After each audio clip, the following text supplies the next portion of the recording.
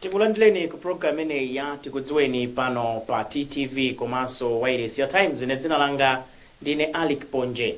Cholinga cha program ine ndikuti tizidziwana ndi anthu oti akuchita zinthu zosiyanasiyana kuno ku Malawi nkuti tiziphunzirapo ziwiri zitatu. Lero tikhala tikudziwana ndi Bright Chiliko amadziwikanso kuti Ekcess.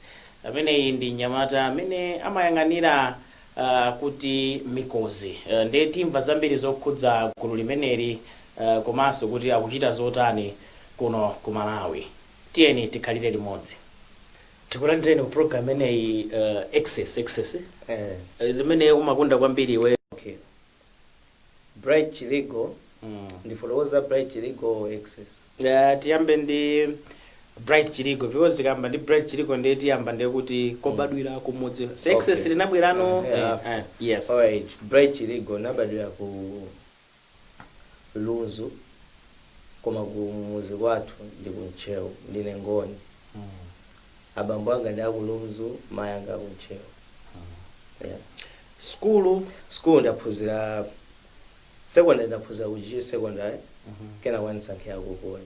Nomene na katenga degree. Yachani mene? Business studies. Nde Ekcess inabwerano kupole. Ekcess inabwera ndili pa holiday ya form 4. Paibo mazoa mutoka pa holiday ya form 4 emba mayeso ngojoka uswa yojira nchani pamene kumapanga focus kwambiri pa za music because I had passion for music. Ndema panga focus kwambiri pa za music and that's when dzina Ekcess nazipaka. Tsono Ekcess ndi dzina ndithu lodziwika kwambiri kuno ku Malawi kuno nde pakati pa lukhangati lazizira mwina ndimene kunenanso kuti ayi pano pa Bright Chiliko. Ekcess linayamba wanena kuti nthawi imeneyo utalemba mayesa form 4 wapita ku college ayi nyimbo zoti amalawi akuzidziwa nde zinapezeka bwanji kuti lazizira wabwerano kuti now back to your actual name. Okay. Ndili ku college ndikuyimba kuyizo zina Ekcess. Kapezeka zoti it was a transition, kujoka pa Ekcess kupita kupanga form group ya Mikodzi. Yeah, so Mikodzi started kuti yamba ku college. Namba ku college. Nambika ku Mikodzi ngati events management team. Mapanga mashow anga, group yanga, ndali ni group zinake EU City. So tili kukole, mapezeka tukuyimba nyimbo, tukulimbikira, tukuyesesa machatu mapanga top koma sama tibuka mashow. Mapezeka mashow akulikhomerera, sakutibuka. Nena ngoyona kuti izi sasilinga wakhayo madandawo sakutibuka. Tiwena loso khaipenze means.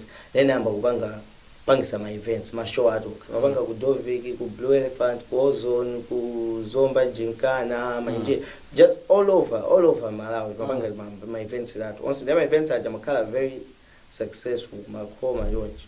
Njeno popanga ma events sili mapanga as ikusile kapaya za Ekcess mapanga Mikodzi Entertainment presents.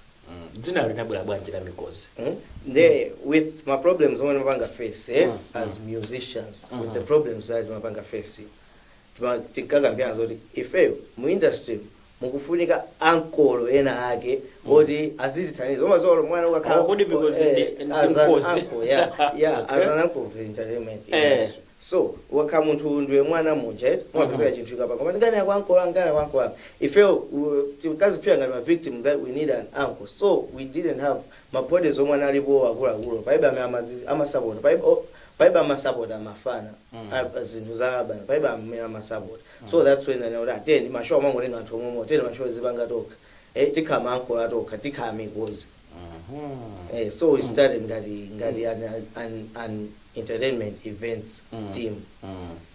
Mikodzi was Mikodzi Entertainment. Ndili kukuonera panga mashow amene kena kuzinapezeka zoti anthu ena ayambano kumatibuka kuti apangenso organize mashow awo.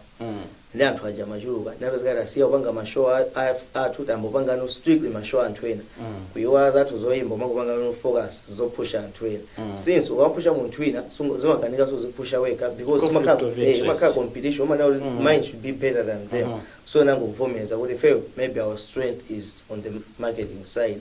That's when nango switch up and formed a team that was Mikodzi. Muliko anthu angati kumeneko? Mikodzi Ima kai kukwera pafupi. Mm. Because Kukwera when we started as Antu Atat, me, my roommate, and another friend from Chanko. For mapanga ngati my event kuakubole my event au Chanko, so it started. Majana ma social weekend. I started my social weekend as such, komano maybe students night. So tidapanga my events after kupanga graduate.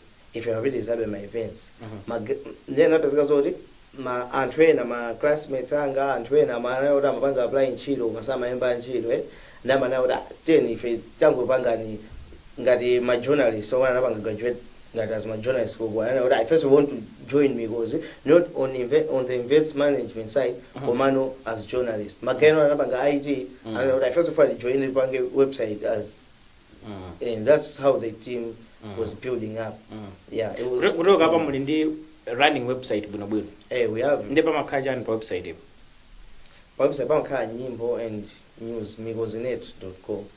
Yeah. Taonapo kuti you also have a very active social media page, I think in Facebook. Yeah. Page yake matanipo kwambiri. Komaso, does it have any advantage to you as a Gulaji Nyamata?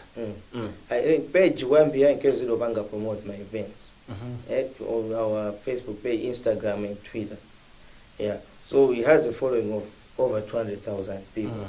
Yeah. And on the page, Kwambiri Imakala Pamakala what it reports what is happening in the entertainment circles, what is trending in the urban circles. Yeah. So that's the main aim of the page, to report what's trending. Nyimbo ikopanga trend even on our website, we also report on the same social media platform. So urban trends are reported on the website. Ukamba kani za nyimbo anthu amapanga live streaming kapena download amapanga download. And recently anthu amapanga sell my albums on the website. Of course, in the process, we will be develop critically user friendly, and we are in the process of building a platform that will should be user friendly. Tisana bwerere kunkhani ya social media, tibwerere ku Mikodzi Studios. Kumachitika chani? Okay, Mikodzi Studios was developed last year. Chifukwa, we noticed that there are many people online. And I'm online for entertainment purposes. Kumai kuno pesa kujitika mashow. Mina usiku amashow ina kujitika utali ndepala antwena ma communities wina amafuna atabanga attend ma shows kwa mwina sanga wanise for mwina transportation accommodation they makala at a very high cost. Kuma they want to see the artists perform live. So that's when we came up with the Mikodzi Studio live idea. So that Tizibanga invite my artists aziza yimba kubanga perform ja COVID.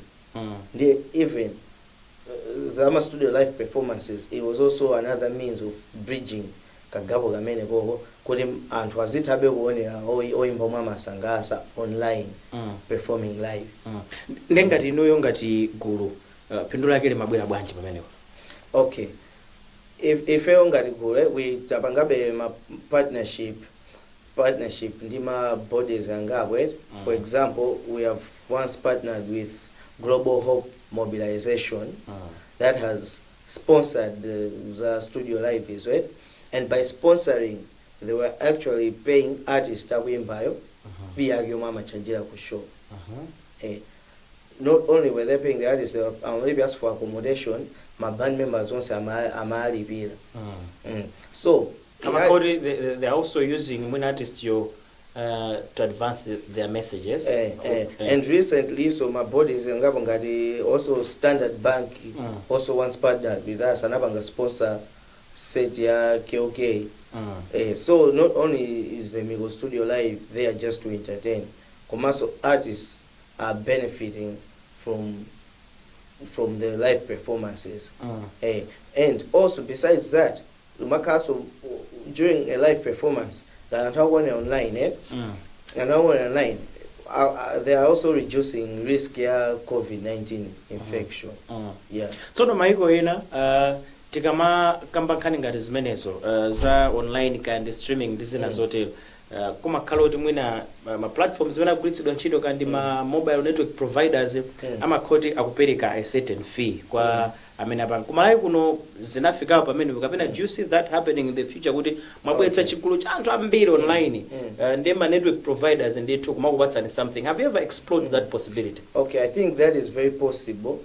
Koma panopa ngati ma network providers ajamapanga yoncho because of my numbers, because even let's say for example if YouTube pays, YouTube pays. Also Facebook, you can also monetize Facebook with zibulipira. Komano kumali zomwe zimavuta ma numbers omwe ali online ndochepa, not just because population ya ili low, komanso ma internet charges. Feel chinthu chimodzi chomwe anthu audience yathu madandola ndi zama charges a data. Kuti data ili very high, you want to watch this koma tukanika chifukwa cha data. So besides having low numbers, the numbers omwe alipo amapezeka so kanika so kupanga stream live. Ndiye with fact yoti kupeza ma views oje ngati fe omwe kupeza ma views 100,000, this sanga this kind of great achievement for Malawi. Mwina 100,000 in a week, 100,000 views in a week. This sanga that's a great achievement for us in Malawi. Komano muntu ina akunja artist ina akunja oti so kunjako mwina wa USA ka South Africa oti so ziwika so kwambiri muziko wawo apezeka akuhita 2 million streams koma yazona so that sinabanga achievement ya chikulu. That's because they have the numbers and the internet is affordable. Muma train muka internet. Yeah, no, I think the only setback is my numbers. Komano my numbers also by so njia zina zomona kuti tipoza if we export our talent to Uzika and audience yakunja, that's when we can gain good numbers. If we sell ourselves kumaigo internet and Uzika, that's when we can gain good numbers on the internet.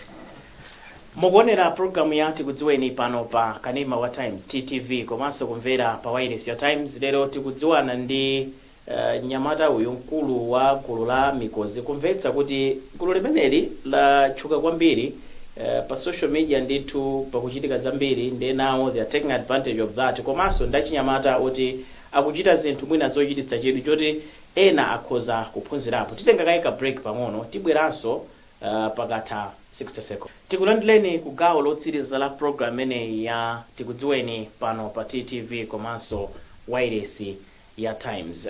Tinasiyira pa nkhani yokhudza live streaming ndi zina zotero kuti kumalawi kuno mwina sitinafikepo kwenikweni koma tibwere nawo on your Facebook page. Chimene mwina atatisanthulire kuti pa Facebook page pano chimene mmachitapo chachikulu ndi chani komanso mmapindulapo mmapeza phindu kwambiri kwa ineyo ndi makamani ya makobiri kuti mmatha kupezapo ndithu phindu lenileni pa Facebook.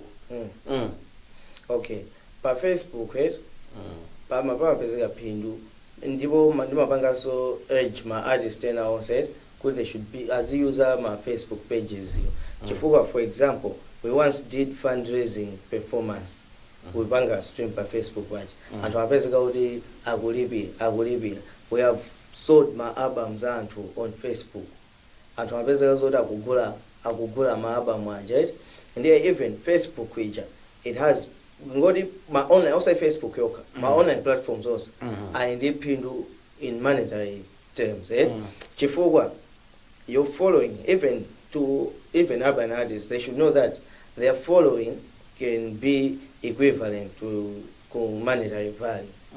For example, Wembora and my followers 100,000 but 100,000 if only 1% of that 1,000 agula album yao mwina ba 2,000 kwacha, that means they'll make 2 million kwacha. Let's say artist and my followers 50,000 the 1% ya 50,000 yao ni 500 just 1% ni 50,000 yao 1% yao 500 yo agula album yao pa 2,000 kwacha ndio pompo akona pa Facebook wa Jeven kwambi ma artist simakauti angosewera yanchani komano they are utilizing the numbers that they have. Mmapangaso promote mwina kandi nyimbo za uimba amalipira kena kake pale ndo yimba ake for example by muntu woimba kuti they are exceptionally talented kuti nyimbo ya kutrenda. Their talent speaks for them. So sichifunika nyimbo yao kupusha kuti bwanji kuti mpaka na ifike pale posi. Nyimbo once one is talented kungoika nyimbo even without making my ads on Facebook. Before when you are promoting content on Facebook, umakha ulipia Facebook, right? Umalipia Facebook to boost your ads. Even Instagram, umakha my paid ads. But once one is talented, extremely talented, they are not supposed to pay because their talent speaks for themselves. Komano pale anthu ena oti abaseka ukakamiza zinthu kwambiri. They cannot, their talent luso ayinalo wena ndikanaona exception wina sabadwa ndi luso. Koma munthu akauta exceptionally talented abawo kuzipezeka munthu wabwera wazayimba. Wina so abwera pompa wazayimba. Mungu yanga kuzingombe manje. Kwa wina wabwera kunja kuti uyo show yake nkhozo kupita. Anthu ngalamene ndi amene una kuti ali exceptionally talented, exceptional talent. Ori paibe angakana wonesa kuti awenda ali talented. So anthu ngoti they are extremely talented. Luso yao speak for themselves.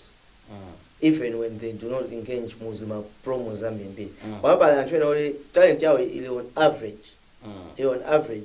They are supposed to market their content kwambiri, not only online, but also background. On social media, amene amapanga promote zinthu ngati on Instagram, Twitter, Facebook, YouTube, amalipira. They are supposed to pay YouTube, they are supposed to pay Facebook, kuti kale reach, kale extended, because mazula talent yao won't push them that far unless they pay Facebook, Twitter, Instagram, YouTube, my social media platforms could reach out kale extended. Yeah. Now, there's also something I think controversial. Taonapo even atolankani maga mwina ukema DJ oda mwina ndi show au amata kutenga zinthu Mikodzi yanena izi mwina ndi maskando kamene achitika okhudza kandu oyimba ndena hotel. Zimene zija amapanga post ndani. Okay. As I said kwambiri kuti Mikodzi as an events team ndi makula munapezeka mwalo waso ma journalists oti journalists ngati after kuti abaka graduate akusowa ntchito anapezeka. So we have a team of people who apanga follow entertainment ya Malawi. Apanga follow payamba ipo. So as I'm speaking, I'm speaking. Mina so on our platforms and akuyipanga so report my issues omwe akuchitika. So my issues that we report, they might sound controversial, but then in reality they are not that controversial because they are facts. The issues that are reported, we have a bagging point. Our journalists have a source. This is coming from. Oimba wakuti kabanja lake lata akuchita chibwezi wako tsono simmawo pakuti mukakumana sizitha bwino town ayi umaziwa munthu akaula kunena chilungamwe samene yako koma ilakhanga izaboza ukhala kwa izaboza kuti ngati recently banja oimba weya wina wake linata lajanta linata Mikodzi was the first our guys were the first to report that issue. Banja jantalata anthu ena anaukira mukumana mazaboza kumano panopa the issue is out. If kwambia kuna khanga kuti awapanga report zaboza and zinthu zake zenzo he was put in public. Even Janta published it on his Facebook page. He published it on his WhatsApp, which is public. It was just simply reported as it was. Koma kena kake akatapanga na baba musazipange post pa social media. Imaziwa komano kupanga choncho ndekuti silikhala transparent. Ndi chimodzimodzi even ineyo mapezeka pake nasapezeka ndapanga brand ina yake anthu oti timu yanga oti timakhali kucheza nawo daily anakandipanga publisher amene ine mamandu kuzuka ndodabwa anthu ma message zukabwa ona even ngala akulikaso oti ndine wati mwemwe there I think mu entertainment industry everything is transparent. Once munthu azipanga declare kuti ndine public figure you need to know that everything you do in public ziwena kupanga since you're a public figure ngati ukazigulisa TV ndione you're a public figure, so people have to follow you. Chimozi munthu wakunja kupanga zina zake wina samayikamba kuna. So in the entertainment industry, what happens in the entertainment industry needs to be reported. Since it's an industry of public figures, it's an industry of public figures that are declaring good life young and the river is a public, my issues are public. Even let's, for example, with USA, abeze kuti ku mapaparazzi musatira munthu kwina kuli kose komwe munthu akupita kwa mujambula, which is very disturbing. Ndiye kumaye kuno, of course kupita that level koma we haven't reached that level. Koma are you sure kuti ena sama upanga threaten? Komano on what grounds? Kuti mwapanga publish mwina zinthu zawo zoti very personal, of course, like you've said, kuti is a public figure and akwenera kuti adziwe kunena kuti mwina mukana panda panga publish no ena sana. As I very stated, magaya omwe amapanga weka nafe ngati on my publishing my articles chanchani. I trust them, they know what they're doing. For as long as akukambazo ndizoona. Sakwena kupangidwa threat. Pomaliza program yathu ngati Mikodzi mukufuna mutafika pati. Okay, eneyo kwambiri ndikuyankha ngati on the entertainment side, not just the entertainment side but entertainment, arts and entrepreneurship. Entertainment kumayi kuno ndimaona one problem I've witnessed is that pali internal competition. Tumakawori ma artists tamakawori akulimba. When I say ma artists ngomba ma music artists koma every field of talent, poetry, my actors, amakala awanga compete against each other. When yet the money circulating on entrepreneurship side ngamba yet money yomwe banga circulate mu industry ndiyo mwe ndaka baka compete ngotenga ndame zawo baka compete zingozunga mo. Komano I think it's time kuti artists and everyone should realize that we should take that competition outside the country. Zikawuli artists omala kulimba ndi artists okunja wina wayi. Ngamaka ajonto ndekuti tubwesa so revenue ndekuti no tubwesa forex to the country to banga increase GDP. So if we are taking competition, internal competition outside, that means not only is the industry benefiting, komanso the whole national economy. So I believe that entertainment, Malawian entertainment can add value to national economy. It can add value to GDP only if the competition we have locally is pushed on an international level. Tikudziweni kwambiri Ekcess Bright pobwera program ene. Ziko. Tikatero ndiye kuti tatsirizanso program ene ya Tikudziweni pano pa TTV komanso wireless. Ya times ine dzina langa ndine Alec Ponje. Pitirizani kuonera ma program otsatira komanso kumvera program otsatira pa kanema wa times komanso pa wireless ya times. Mwakoma nonse.